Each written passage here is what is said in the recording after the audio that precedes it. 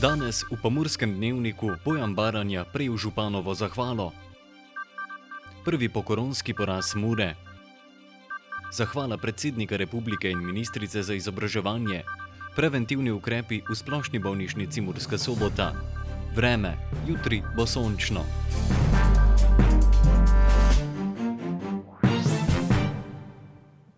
Spoštovane gledalke in cenjeni gledalci, lepo pozdravljeni.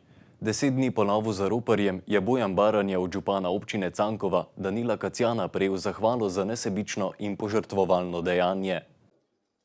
Župan občine Cankova Danilo Kacjan je o svoji odločitvi dejal: Če bi bilo več takih državljanov in državljank v Republiki Sloveniji, bi bilo Sloveniji, po mojem, ki nam ni preveč slabo, čeprav si jamramo, bistveno lepše. Ker ne nazadnje je ta človek ni naredil dobenega hrabrega dejanja za svojo korist, ampak dejansko je hotel neko zadevo dobro preprečiti, en rob, čeprav je pri tem pozabil, da je na prvi liniji predvsem izpostavil svoje življenje, da je pozabil v tistem trenutku, da ima tudi družino, ampak se je brezpogojno, brez razmišljanja, sicer sam ve najbolj, kaj se je v tistem trenutku z njim dogajalo, odločil, da bo sledil strelilca, katerega da tudi dohotel, in se je ta tragična zadeva tudi končala tragično, lahko bi se bolj. Zato sem dolgo razmišljal, kako ali zahvalo ali priznanje. Zato sem se odločil, da za zahvalo, za hrabro dejanje, ki je pač sodeloval pri dogodkih, ki so se odvijali pri ropu banke na Cankovi. Baranja zase pravi, da ni heroj. Ne sem ga heroj, sam mi je žal toga človeka, ko je mogel z toga kraja, mislim, tako, kako najbolj nesebično, ko se je mogel sam streliti, žal mi. Zdaj, kakšen človek je bil, itak je človek je bil. To je moje mnenje, mislim, za povedati. Drugo pa nemam kaj povedati, zdaj, ko bi kaj drugo povedal. Ga niti ne obsojam. O samem dogodku pa je povedal, da je najverjetneje bolje zanj, da ga pozabi. Se dogaja, se derijo tam sve, pa ta, pa kaj je, pa tisto, pa to. Pa ne vem, pa kaj mi je to gnalo, sam ne vem, mislim, že emno povedati to. Pa ne bi se rad s tem pogovarjal, mislim, kaj je bilo, malo s čem pozabiti, boljše za mene, pa za medije, mislim, včasih pišejo tašne pripombe, pišejo pa tašne, to me že včasih glava boli.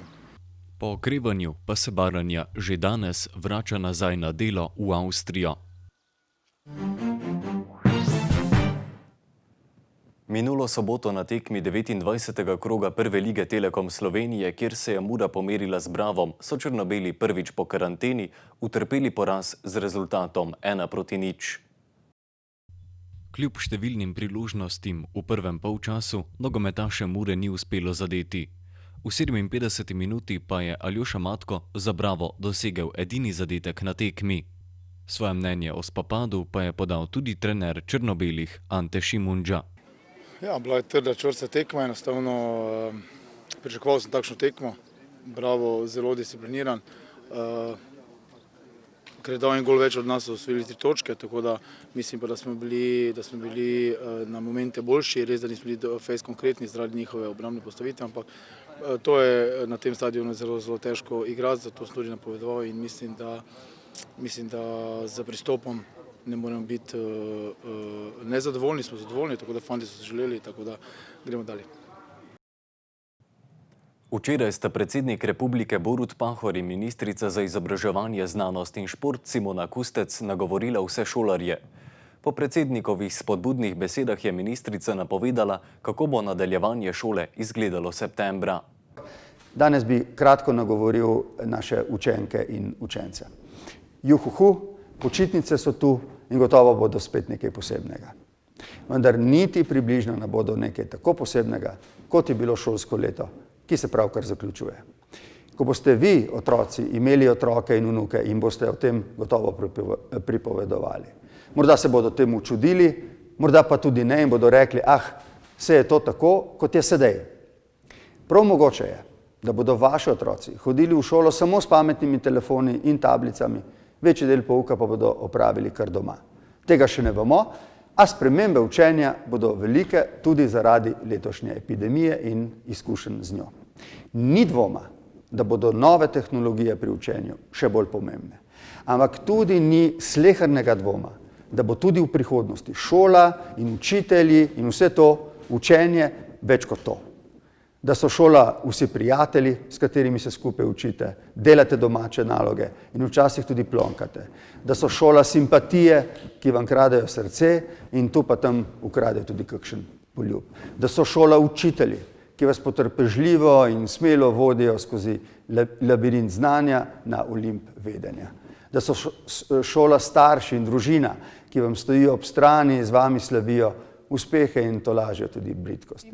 Ker bom še večjo hvalo, zahvalo in pohvalo namenila našim učenkam in učencem, dijakinjam, dijakom, študentkam, študentom, vsem otrokom, vzgojiteljicam, vzgojiteljem, našim učiteljicam, učiteljem, profesoricam, profesorjem, našim dragim ravnateljem in ravnateljicam in vsem ostalim zaposlenim v naših vzgojno-izobraževalnih ustanovah. Brez vas nam ne bi uspelo. In vi ste tisti, ki ste skupaj z vsemi nami pravi in največji zmagovalci tega časa. Zmagovalci znanja, zmagovalci jutrišnjega dne. Hvala in nikoli ne pozabite na to.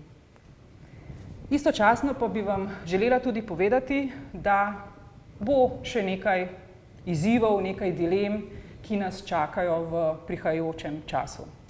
To je predvsem vprašanje, kako izpeljati izobraževanje od jeseni dalje. Želim vam povedati, da delamo na tem, da se tega zavedamo in da boste zelo kmalu tudi izvedeli, kako bomo to naredili.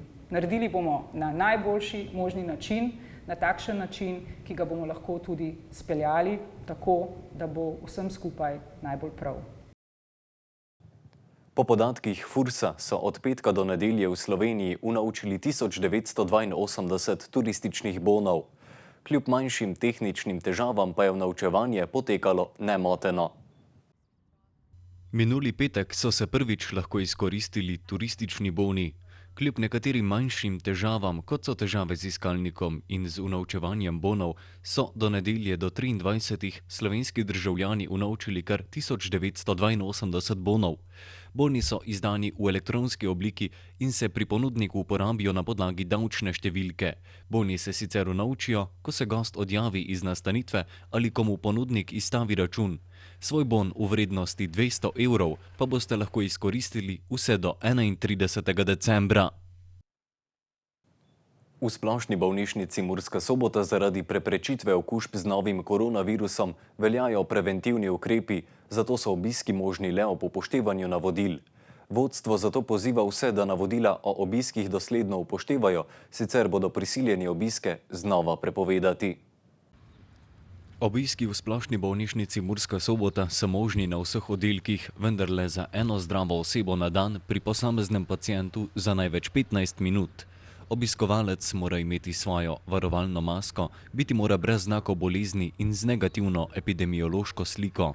Obiski so med 14. in 14:45.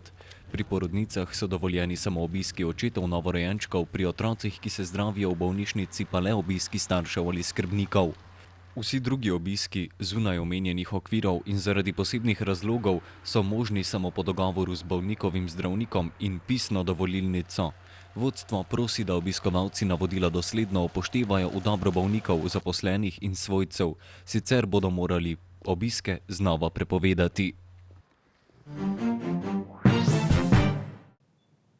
Jutri bo sončno, pihal bo severovzhodni veter. Najnižje jutranje temperature bodo od 12 do 17, najvišje dnevne od 26 do 30 stopinj Celzija. Več pa v vremenski napovedi.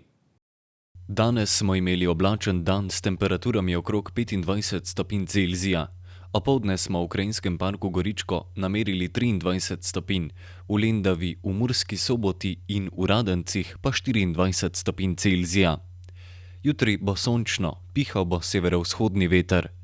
Najnižje jutranje temperature bodo v severovzhodni Sloveniji, v Murski Soboti in Mariboru okoli 16 stopinj Celzija, dnevne pa od 24 do 26 stopinj Celzija. V sredo bo še razmeroma sončno, proti večeru bodo predvsem na severu možne posamezne nevihte.